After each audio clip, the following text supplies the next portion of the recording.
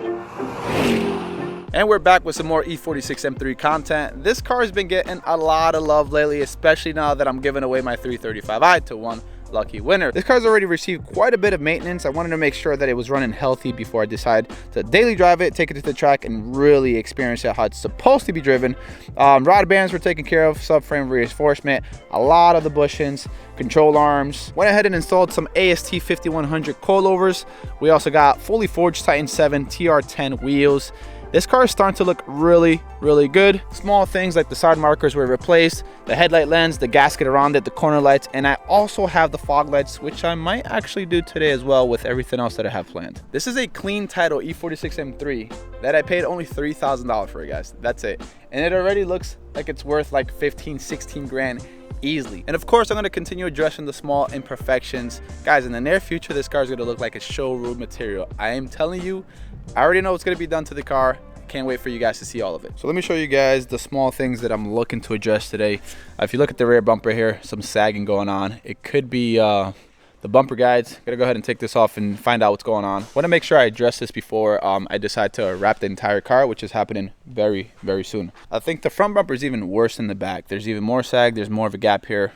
OCD is killing me. It's really bad. Gotta really take this out, clean between the cracks. Something needs to be done with this bumper as well. It's in pretty bad shape. Might just get another bumper, wrap that one, and just kind of scrap this one. Who knows? But there's a lot of little small stuff that needs to be taken care of. And you know, all this little stuff kind of adds up over time, and it makes the car look nasty. Overall though, I mean, the paint looks pretty good. There's a few chips and stuff. I mean, this is a car that's what, like 20 years old, so it's not too bad.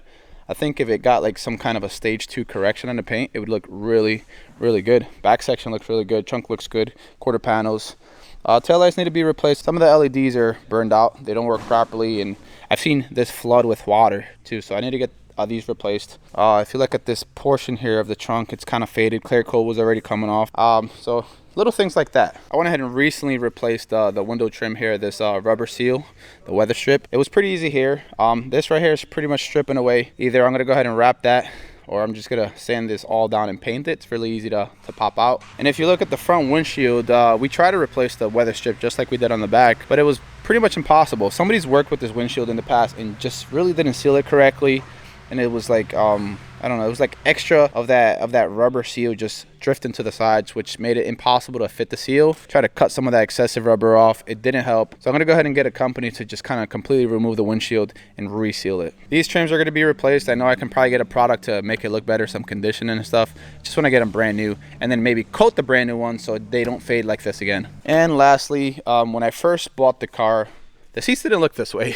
They didn't have a mouth, and it seems like every day this gets bigger and bigger, and it just looks really bad from the outside. So this is something we're going to address today. I was able to get a really good deal on seats for the E46 thanks to Sean, the owner here at PSI. He has an E46 M3 somewhere in the back area that's not being used, and it has really good condition seats. Passenger seat here doesn't look too bad. I mean, it's pretty decent, but we're gonna replace it anyways. And back seats, I don't really think anybody's ever sat back here. They're like brand new. We don't have any headliner sag, which is a really good thing. The fabric that goes right here, we just kind of pulled it off. It was kind of coming off. The dashboard is not in bad condition, but can definitely use some conditioning or maybe replaced. The sides here look a little bit faded, so maybe we can treat these, or just, you know, take the easy way out and order some new door cards online. They don't really go for that much. Recently I went ahead and installed the all-weather mats. Makes a huge difference. It makes the car look much more premium, and not only that, it protects the carpet underneath, and it's very easy to clean. You just pull it out, rinse it out, put it back in. That's it. As far as the steering wheel, I actually have a custom steering wheel coming from Ozza Auto Wheel, guys. It's absolutely amazing. Completely fully custom. I didn't even want to say too much because I'm gonna spoil it, but it's insane. If you guys watch my 335i episode and you seen the custom wheel from Ozza Auto Wheel, it's nothing like that. This one's gonna be like 3 times better. I can't wait for you guys to see that. I'm also looking to replace all these old seals. You see, this car was sitting outside for about 1.5 years. It was just getting baked under the sun, which is why it has a lot of this imperfection. I think the ones on the driver's sides are much better. No, actually they're equally as. I'm gonna replace all these seals regardless, so make sure it looks good. As far as this trim, it came out. It's in pretty good condition. This is like the factory matte black. These are super expensive if you were to buy them. So thank God these are in pretty good shape. Yeah, these sides look pretty good too. I might actually wrap them just so I can protect them all for the long term. If you look closely here, the tint is pretty much going out. It's peeling. It's starting to turn purple, so that's something I'm going to have to get addressed as well. Not really much going on in here. Got some E30 parts just kind of sitting all the way back here, but it has a custom BSW Bavarian Soundworks. I honestly thought this was OEM before, because look where they integrated like the seats that fold, like right on the side. There's a subwoofer underneath, and there's an amplifier integrated.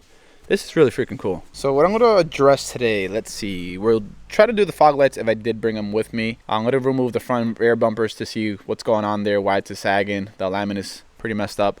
Definitely got to take care of the seats today as well. And honestly, I think that's it. The rest of the car looks good for now. The trim pieces that I have to paint or wrap up top, the hood vent and the cowl, I'll take care of that later on. All right, let's move on. If you guys are a fan of the E46 chassis, I highly recommend you guys subscribe. I got a lot of cool content coming out for this car. Taking it to the track, having fun with it, you know, driving it, impressions and stuff like that. Now that all the maintenance is taken care of, at least most of it, I'm going to be able to make better content for you guys. And I'm going to really be able to enjoy this car.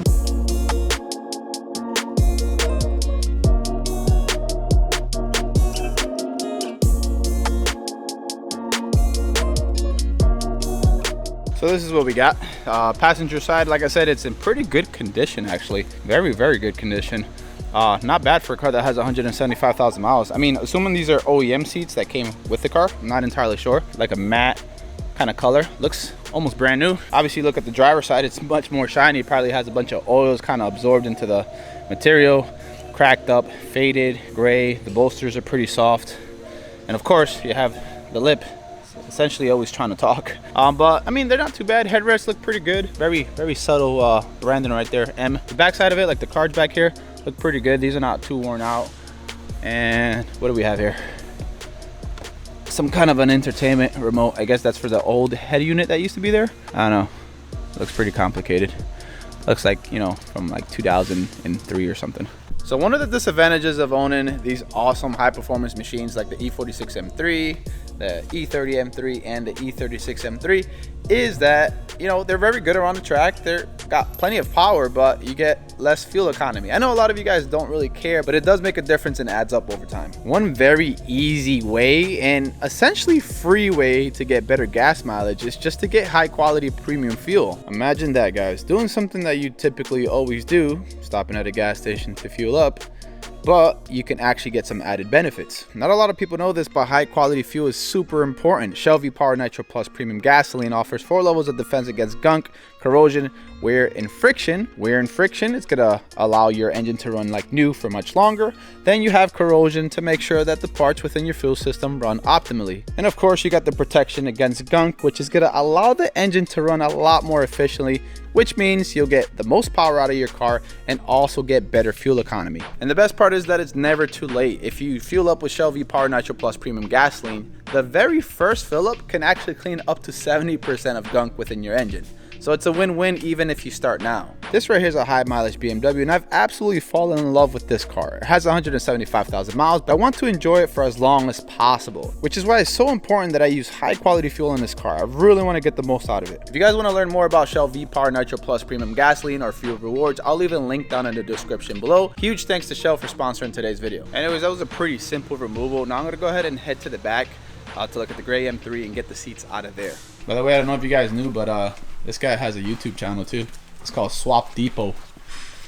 You know, you remember that Red E36 I used to have? Well, he's the new owner, so check his channel out. I'll put a link down in the description. Yes. Great, it's raining. Great. Yeah, so this is pretty much the E46 that's been sitting back here. Doesn't have an engine, I don't think, and a lot of the stuff has already been swapped out of the car. But there is a plot twist, since the car doesn't really have any power or juice. Front bolts are exposed, so that's fine. We can unbolt that. Okay, we got trunk. But we need to be able to slide the seat forward to get to the back bolts, but there's no power. Is there a battery back there? No. There's no battery back there. So we're gonna try to take the terminals, and I think this is what, a power bank or some kind of a jumper, and we're gonna try to transfer some power while we move the seat. Got some power. All right, let's see if this works. Wow, dude, you're good. Honestly, I couldn't even make it to the car. Seats are right here. Had to take a break. All this pandemic stuff has me out of shape. I haven't played basketball, gone to the gym or anything. This is why a lot of these E46 M3 guys go with bucket seats. These are heavy because they got all the power functions. I think it might have heated seats. I'm not entirely sure, but this is super heavy. We ordered some backup. No, those are heavy though. We're gonna do 2 at a time, so we're not breaking our backs. You guys suck. Oh. Look at him. He's got that Memorex CD. Look at that. Probably came with the car back in 2002. There's a reason why some of the people in different countries use their head to carry. It just gives them the right amount of balance. Wow.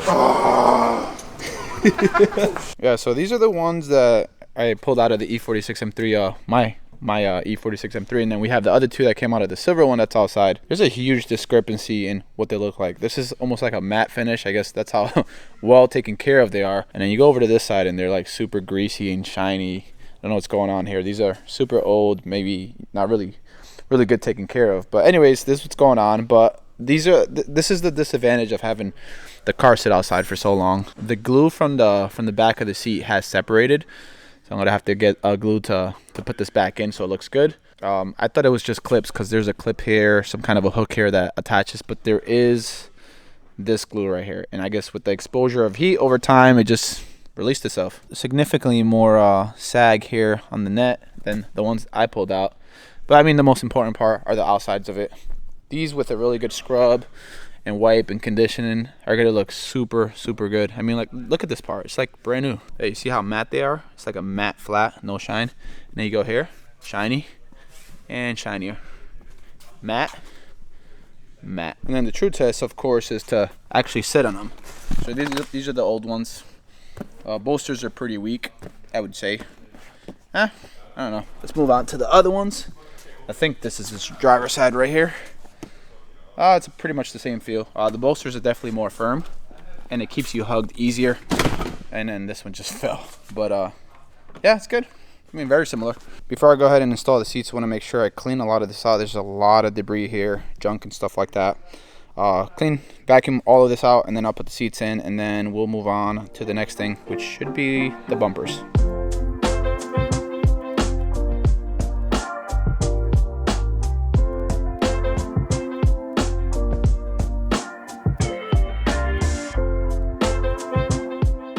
Yeah, so I went ahead and cleaned the seats as best as I could. There's some like sticky residue here that comes off with the nail, but I do have the right equipment to clean this, the soft brittle brush, the right cleaner. So I'm just gonna wait to clean that later on, but they look pretty good. They weren't too bad. I mean, here, I'll show you. It's a little bit of dirt, but not bad at all.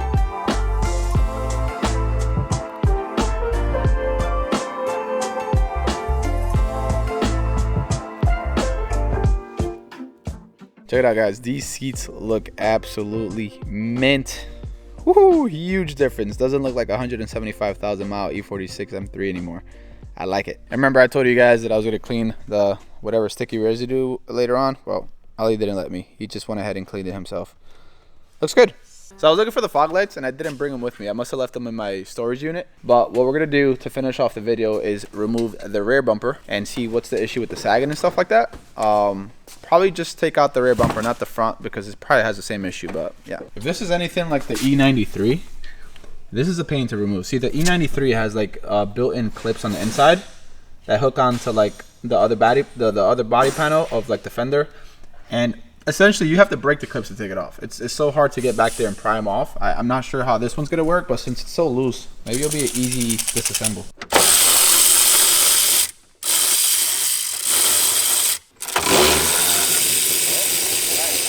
If you guys ever watch my E30 videos whenever I upload any, which is very rare, I got a bunch of E30 parts, it's just never installed. I think these are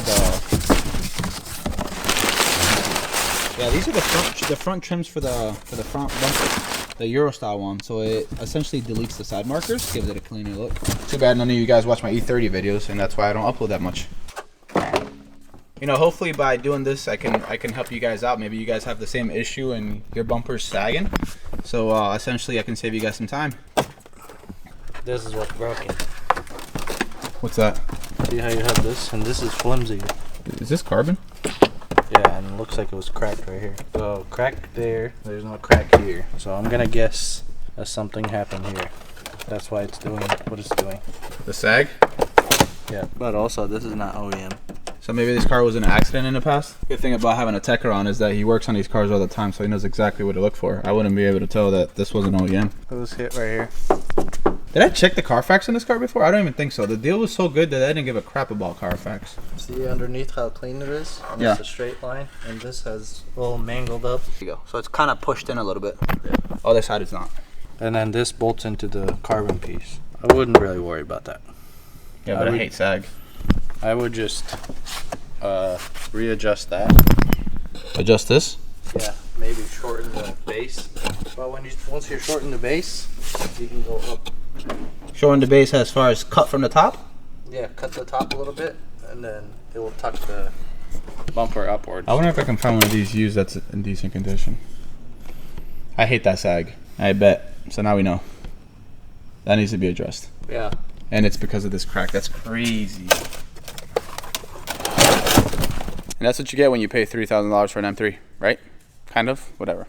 When you tighten the 13s, like there's 3 of them. It's supposed to suck it in. It's supposed to just go. And it doesn't do that because probably it's not attached properly to the back of the because it's like splitting Yeah. from the carbon fiber piece. See how I mean, there's barely any gap. But Yeah, there's barely there, but there's a lot here. as soon as you go up, It closes it. it closes the gap, and you can barely tell. Though.